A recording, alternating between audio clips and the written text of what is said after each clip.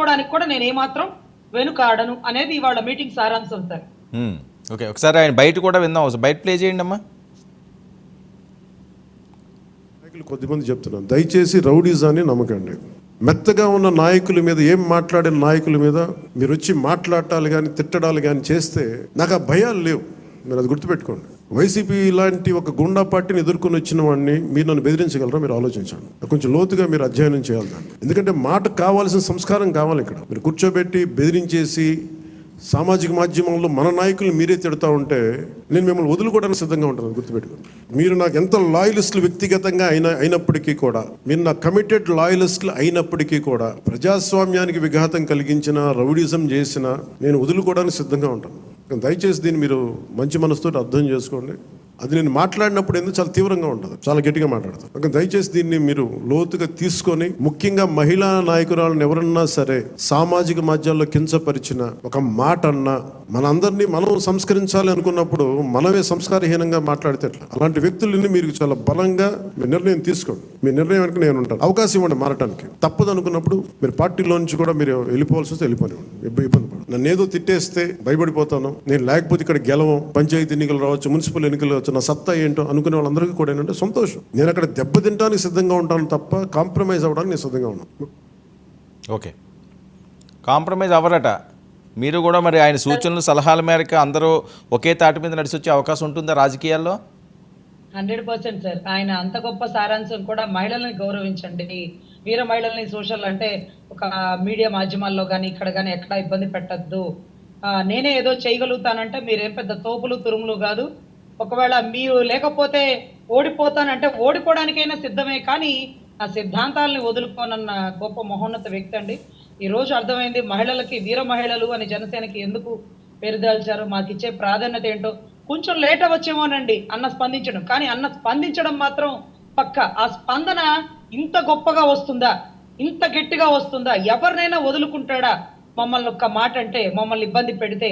వారు ఎంత గొప్పగా ఎన్ని సంవత్సరాలు అన్నతో కలిసి ప్రయాణం చేసినప్పటికీ మమ్మల్ని ఇబ్బంది పెట్టిన వాళ్ళని వదులుకోవడానికి కూడా సిద్ధపడ్డాడు అంటే, మహిళలని, ఇళ్లలో ఉండే వాళ్ళని ఈ రోజు రాజకీయాల్లోకి తెచ్చాం.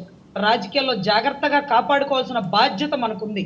అలాంటి రాజకీయాలు ఒక క్యారెక్టర్ అసాల్ట్ చేసుకోవడము, లేకపోతే వ్యక్తిగత విమర్శలు చేసుకోవడము, మనలో మనమే విమర్శించుకోవడము, నేను అప్పటి నుంచి ఉన్నాను, నేను తోపుని, నేను తురుముని, నేను లేకపోతే పార్టీ లేదంటే వెళ్ళిపో, నువ్వు పార్టీ లేకపోయినా పర్లేదు, సిద్ధాంతాలకి అధిగమించను, అది పవనిజం అంటే మరొక్కసారి నిరూపించారు సార్. ఇది మాకు నిజంగా చాలా శుభ సూచకం, శుభ పరిణామం.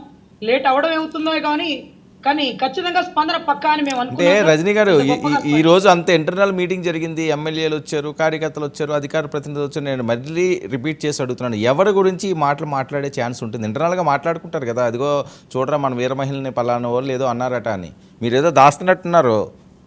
లాయర్ లేని దాయకూడదు, ఓపెన్ గా చెప్పాలి.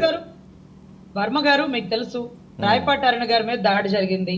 ఓకే, రాయపాటి అరుణ గారిని సొంత పార్టీ వాళ్ళు ఏదో అన్నారని ఆ అమ్మాయి సోషల్ మీడియాలో చెప్పింది.